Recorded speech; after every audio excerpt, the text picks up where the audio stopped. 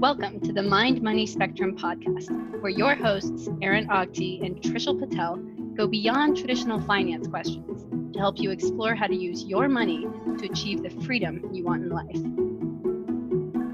In this episode, Aaron and Trishul explore the adage, money doesn't buy happiness, because academic research indicates that sometimes it does, but not in the way you think. We discuss short-term gratification versus long-term well-being. We explain what amputees, lottery winners, and marshmallows have in common. Wealth in itself may not impact happiness, but how it is earned and how it is used contribute greatly to one's satisfaction in life. Listen all the way through so you can understand which financial decisions can improve your happiness and which decisions can sabotage your own well-being. And now, on to our conversation. Hi, I'm Aaron Ogti. I'm a financial advisor in the Bay Area. I'm here with Trishul Patel, a wealth manager on the East Coast. Hi, Aaron. Great to be here today, and thanks everybody for listening. Thank you very much. And today we're going to be talking about the adage, money doesn't buy happiness. This is a really old idea. It's probably older than Charles Dickens and the Christmas Carol. It's probably older than the Bible. It's probably old as recorded philosophy. We're going to go back to really ancient Greece. And the idea is that the things that make people happy in life tend not to cost money. So making more money doesn't necessarily imply that you're going to be happier. And the adage stuck around for a long time, but in 2010, Daniel Kahneman, who is the kind of founder of behavioral finance and behavioral psychology, he wrote the book Thinking Fast and Slow. In a paper along with Angus Deaton, talked about the idea of quantifying does money buy happiness or does it not? And one of the things they found was that money does buy happiness. Up to about $75,000 in annual income in the United States. That if you were under that, if you made more money, there was pretty good research that happiness increased. But once you got above $75,000, then happiness did not correlate with income. And the basic idea was that when you're under that $75,000, the extra income makes it a little easier to pay your bills. It's just a little easier to put food on the table, a little easier to save for a rainy day, and the extra income reduces some of that day-to-day, month-to-month stress and anxiety. But at about $75,000, once you got to the point where you can easily pay your bills every month, you're not worried about that, you can put food on the table consistently, and you can save for a rainy day, then the extra income doesn't help reduce stress or anxiety anymore. And so there is no longer that correlation. Once you are comfortable and content that you know the money's going to be there next month, then it doesn't help increase happiness. And what I loved about this study was not that it was kind of confirming or denying the adage, but it was applying some common sense that if you're poor, money does buy happiness, but if you already have enough, then money doesn't. And they were able to quantify where that break-even point was. So today we're going to go a little deeper into kind of the idea that money doesn't buy happiness and maybe explore down the road kind of what does lead to certain happiness. So Trishul, when you heard about this study or happiness research in general, what kind of came to mind for you? Not going to kind of deep into the ramifications, but just the idea of happiness research. What does that mean to you? For me personally, I think it's a very important question to consider. After all, if we want to understand what we're really trying to do with our own lives, one way to titrate that into an answer is we just want to be happy. I mean, you ask anybody, what would they prefer, more happiness or less? You might get a pretty simple answer to that question. But thinking about it also more personally, the notion is, do I want to be happy, instantly, or do I want long-term happy? And I think what most people would say is, yeah, they want to be happy for today, tomorrow, and the future. So often there's a trade-off that happens where people need to think about whether the decisions they make today will make them happier in the future and how that might impact their lives. And what we've probably come to understand is long-term happiness is more sustainable for most people. And I've found that true for myself as well. The notion is people that end up staving off instant gratification for long-term satisfaction tend to be happier over time, tend to lead more fulfilling lives. So that's something that I've tried to internalize myself. As far as what you've already mentioned with that research, it does make a lot of sense to me, meaning if you're not able to cover the basics, money can go a long way. But there seems like with almost any economic principle, a law of diminishing returns here, where each incremental dollar could go less. But what I also want to challenge, which we'll get to a bit later, is, maybe there might be some research out there that I want to touch upon that might actually counter that, meaning more money could in theory lead to more happiness, even past that 70K, 5K mark that you mentioned, Aaron. So I'll dig into that a little bit later. Okay, so one of the things I like that you said was that the difference between kind of instant gratification and long-term happiness. And one of the studies I liked looked at kind of individuals' baselines of happiness. And there are a couple kind of surprising results. One, for amputees, that people who had lost a limb, there was definitely this big drop down in happiness. And in happiness here, we're talking about kind of closest thing would be like just quality of life. Are you happy on any given day? Are you happy in general? Are you kind of free of stress or anxiety? Do you like your life? Do you feel like your life is going in the direction that you want? And with amputees, there's definitely a loss of that. But if you go out far enough and on a scale of a few years, they return to the baseline that they were at before. Their life isn't any worse because they're an amputee than was beforehand. And on the flip side, there's a lot of material purchases. I know a few weeks ago we talked about the car purchases.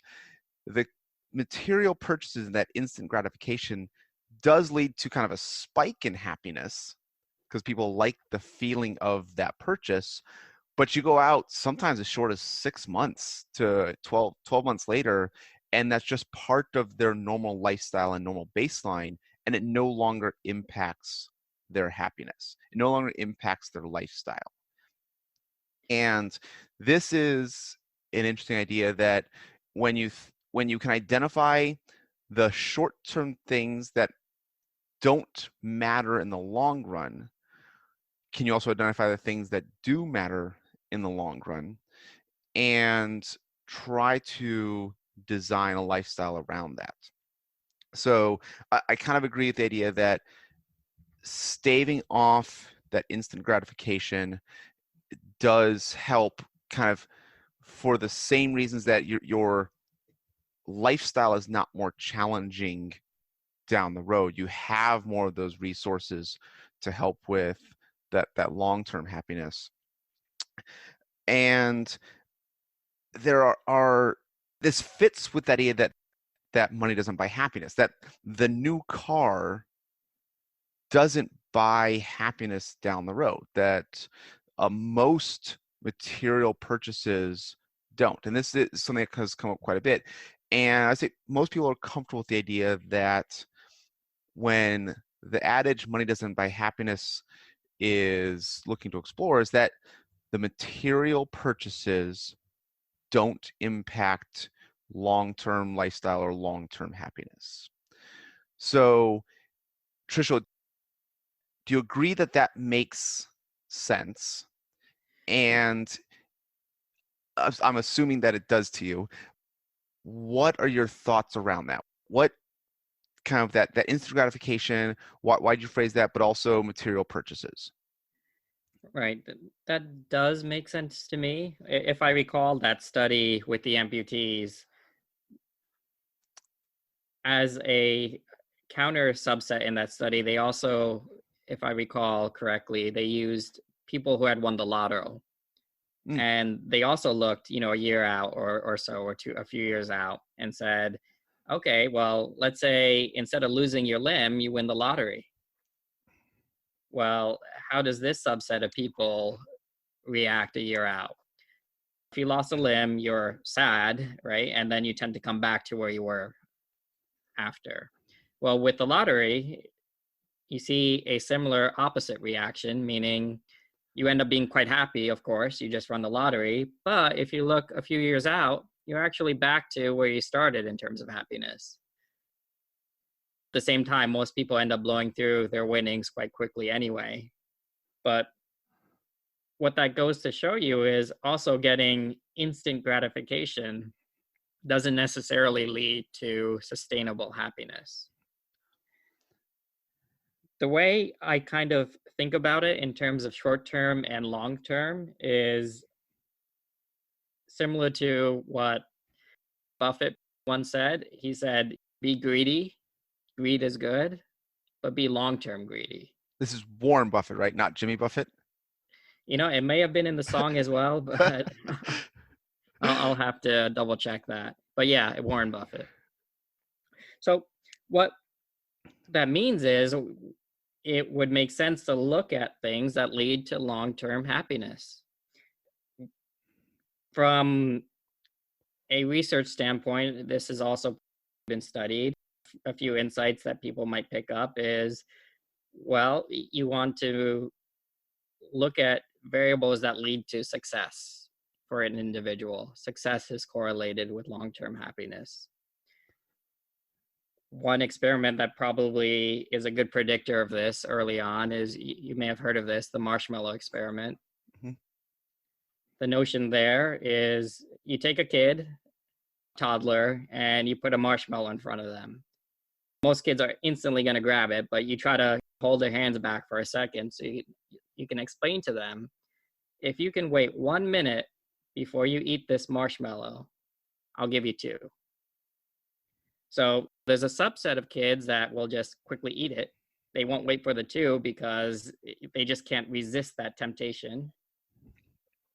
And there'll be another subset that will wait. They'll realize, wait, I can double the amount of marshmallows I get by just waiting a minute. And what this study looked at is, how do these kids do a decade or 2 later? And it turns out that the ability to delay gratification is one of the greatest contributors to long-term success, and therefore, happiness as well.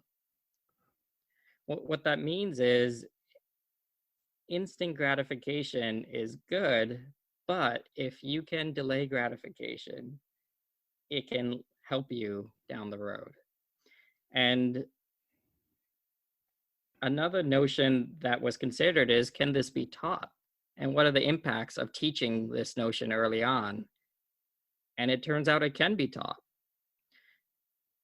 Meaning, if you teach a child early on that if you delay gratification, you'll get more as a result, and they internalize it, it can lead to this type of compounding benefit over their life.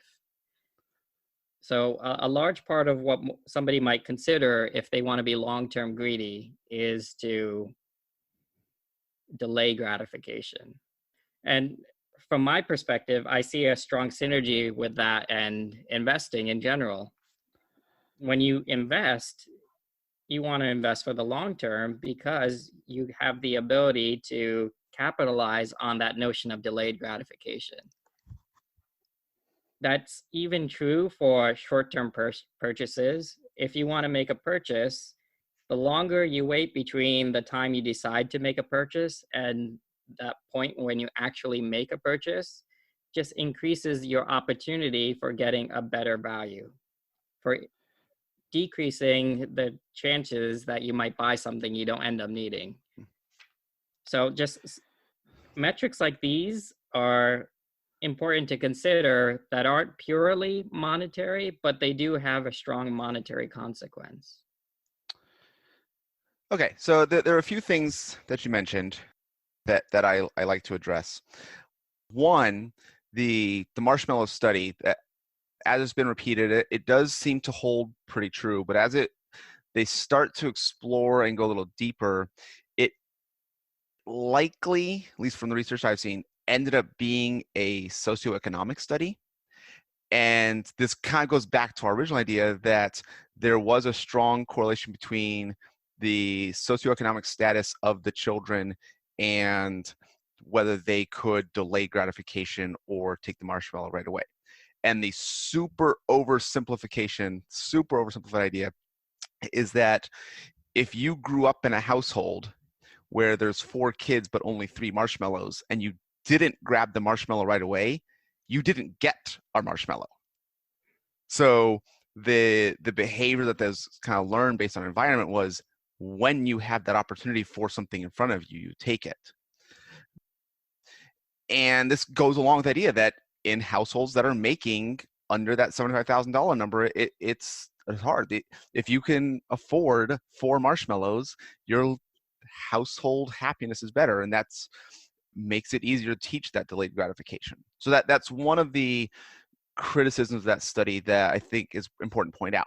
The behavioral psychology side is pretty sound. It does hold pretty true. And like you said, it is also teachable, but it's important to remember that there is a big socioeconomic component to that study. Another idea around that delayed gratification, I mentioned it before, I really like the book Happy Money by Dr. Elizabeth Dunn and Dr. Michael Norton. And one of the things they talk about is the pay now, consume later. And it adds in, it's almost like there's almost a doubling effect on happiness of that delayed gratification, that when the example they use in the story, when you pay for the all-inclusive resort 6 months in advance, and then you get there and the drinks and food are free, like your mind actually forgets, no, you paid for it already. And you have this double effect of not only have you delayed gratification, you've been looking forward to this resort, to this vacation for 6 months. You have all the positive feelings of anticipation that come along with delayed gratification. But once you get there, there's no pain point of paying either. So it's a way to kind of almost like double the effect of delayed gratification. And through a lot of happiness research, there is pain upon paying that is pretty consistent. And unfortunately, most of society, especially with credit cards, consumes now and pays later. They delay the pain of the payment for that instant gratification. And as much as you can, if you can, so the first step would be delaying gratification and just not buying that thing. So like you said, that kind of doing your research, making sure, will this purchase impact my lifestyle? And by the time you get to it, you feel comfortable and confident, then yes, I'm going to do that. So delaying that purchase, but the double effect would be to pay now and then consume later. You get both the kind of the pain up front. So you're almost encouraging to absorb the pain now. And this is actually what saving money feels like. Anytime you're saving money instead of spending it, it feels like you're taking on just a little bit of pain right now, but the compounding effects over time make a big difference in the overall happiness of your lifestyle. And for the marshmallow study, it's the kids staring at that marshmallow for 1 whole minute almost creates just a little bit of that pain that they either need to become accustomed to or consciously acknowledge by delaying gratification and taking on that just tiny amount of pain, the payoffs are much bigger down the road and in your life. And this is a pretty important idea when it comes to happiness research, is understanding where the pain of paying or the pain of saving comes from, and consciously acknowledging you're doing this for that delayed gratification.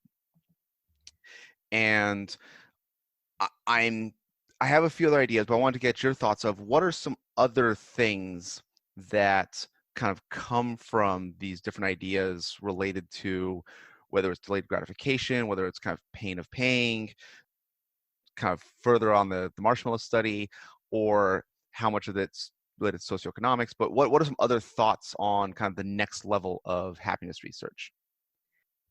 Right. I think what you mentioned about the socioeconomic concern ties into your earlier notion as well of that 75,000 cutoff that was represented in terms of that being enough to provide a good level of happiness economically for a household. Because it comes down to that notion of scarcity, meaning if you're in an environment where resources are scarce, you're probably going to make decisions that are short term and more likely to be cost prohibitive.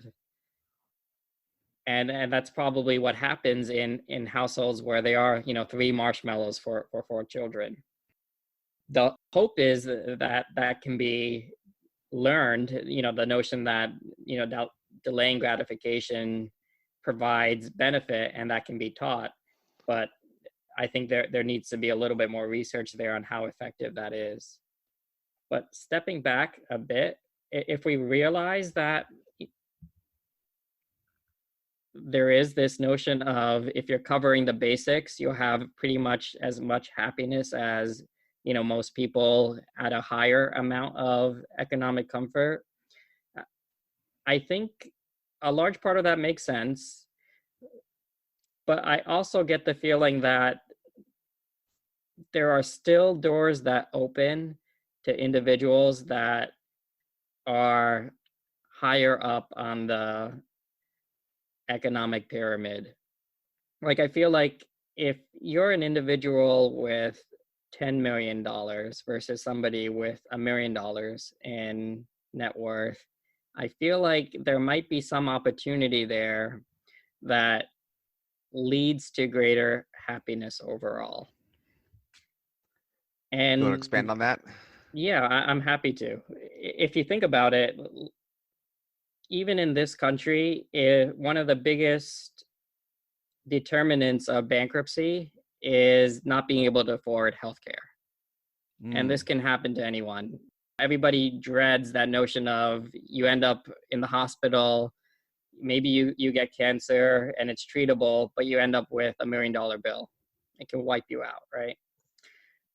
If I remember the statistics correctly, 50% of bankruptcies in this country, some large percentage like that, are related to healthcare costs. And a good percentage of these individuals have had insurance. Yet something like this could literally wipe them out. And the way I see it is that 75K earner is more likely to suffer from those situations. That individual with $1 million in assets could be wiped out, but somebody with 10 million might be more resilient to that type of concern. Somebody with 10 million can afford to get life-saving treatment at a premium anywhere in the planet if they choose to. That's one example of life and death and life and bankruptcy. And I think there are other examples like this which may make a similar case. This was studied as well. There's a paper out there that came out a few years ago that looked into this notion. So there's been a lot of research about average individuals and happiness, but this looked at specifically millionaires. And it tried to see if there's a trend there with happiness. Does having 1 million versus 10 make a difference? And based upon this research, it seems like there is a difference. In fact, there's a small difference among the 4,000 millionaires that they looked at between individuals on the lower end of that population or sample versus people on the higher end, closer to 10 million versus 1. What they also noticed is that individuals that earned their wealth versus those that inherited were also happier. They had a greater level of satisfaction. So the notion here is that if you want to be happy, try to figure out how to earn $10 million. Oh, is that all? Is that all it takes? Something like that. Okay, so I like the idea. I'm happy you pointed out the study. When I read it, that idea that wealth earned has a greater impact on happiness than wealth inherited also lined up with that lottery study, that the amputee versus lotteries, that the just having a lot of money does not lead to happiness. And I think here it's the pursuit of greater wealth for the sake of greater wealth is unfortunately too common in the United States and our society, and probably the specific thing that doesn't make people happy and leads to that adage, money doesn't buy happiness. So again, the pursuit of greater wealth as the end goal, it is not an effective way to try and achieve a happier life. It's kind of related to like that keeping up with the Joneses. The pursuit of keeping up with the Joneses is more likely to be a recipe for disaster and an unhappy life and an unfulfilled life than building something and earning more to provide for that lifestyle that you want. And I think the healthcare thing is actually a huge impact, that it does make it easier to eat healthier and have more fresh fruits and vegetables and have a well-cooked meal when you do have more money. It makes it easier to spend an hour a day exercising and working out when you have the money to afford not having to go to work or commute. And there's a lot of these little things that do add up. So that idea of pursuing greater wealth with the intent of living a better lifestyle can work. And I'm kind of on board with that. But the pursuit of that greater wealth simply to have more money, especially if you're looking to just spend more money, probably does not. And this reminds me of a study by Dr. Statman talking about the 4 domains of well-being. And the foundational one is kind of financial security and kind of earning enough money, and it lines up with the idea of making at least $75,000, that kind of you've established some financial security. And another one is looking at kind of work and activities.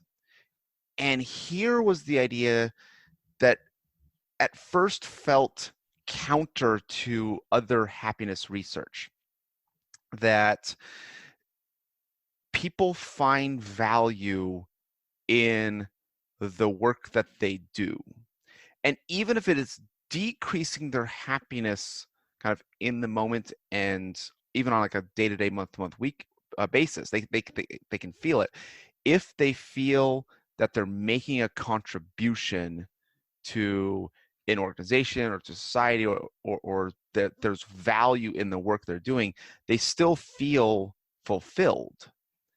And so it may not be a driver of happiness per se. Like the best ways they measure happiness is kind of, are you happy today? Were you happy yesterday? And they kind of keep taking enough of these studies to get really good averages based on a lot of large numbers.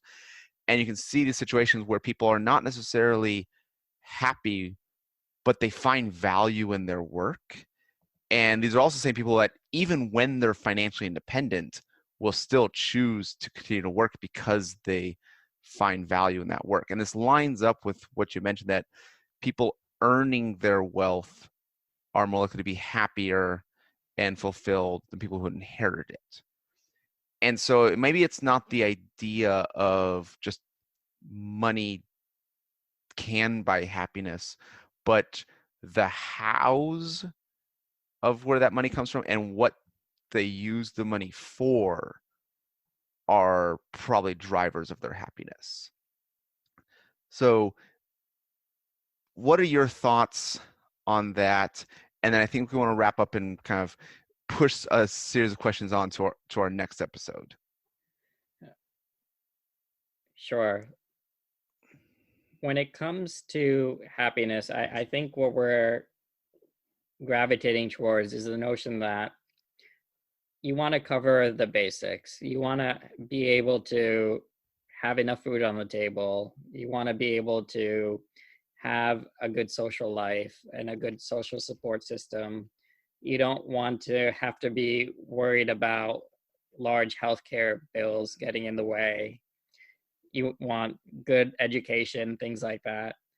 What that leads me to understand is that these are the things that may increase the overall happiness of a society, having these things in place. And the more individuals in a society that have these in place, the happier that society will be. I think that relates to something called the World Happiness Index. So you may have heard of this. This is a ranking of over 160 or so countries in the world based upon self-reported happiness, about 150 countries. And what this index tracks is just how happy do respondents within a given country think of themselves to be. Now, it's self-reported, but then again, happiness is a subjective matter. So perhaps it's not the worst thing. And our listeners may have heard some of these numbers, but basically the United States is not, first, second, third, or 10th and whatnot. We're closer to 19, 20, something like that. What's concerning as well is how these rankings have changed over time.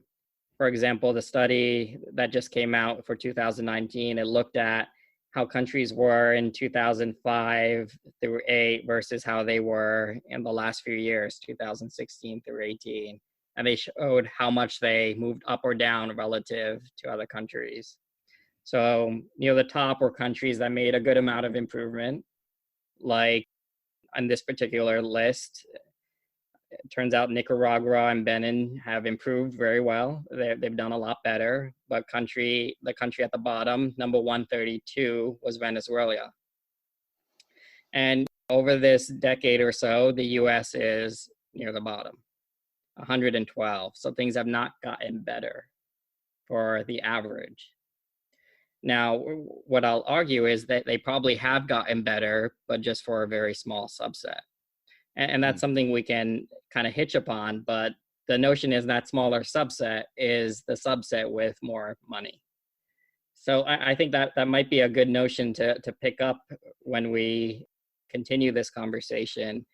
But one thing that I want to mention is what probably separates the countries that are near the top of this World Happiness Ranking versus those that are lower are those that are able to cover those basics that we mentioned as a society, those that are able to come to an understanding that these are things that are perhaps important for individuals. So it seems like these countries have come to an understanding that, as we have, having good healthcare that's affordable, having good education that's available, having a good social safety net, are things that may help a society.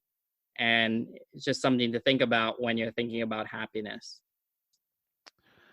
Okay, so I think we're going to kind of wrap up here, but I think in our next episode, I'm going to ask you, what are some of the specific decisions you've made in your life to pursue greater happiness? And I'll be ready to answer the same questions as well. That sounds good, Aaron. Good chat today. Thanks. Sounds good. Okay, I'll talk to you later, Trishul. All right. Well, thanks everyone for listening. And again, if you like what you hear, share the word. Thanks. Thank you. Bye. Bye. We appreciate you joining us today for this episode of the Mind Money Spectrum podcast. Be sure to visit mindmoneyspectrum.com to access the entire library of episodes. Remember, it's not black and white, but the wide spectrum of gray area where you get to pursue the freedoms you want in life. Opinions voiced in this material are for general information only and are not intended to provide specific advice or recommendations for any individual. All performance referenced is historical and has no guarantee of future results. All indices are unmanaged and may not be invested in directly. Have a nice day.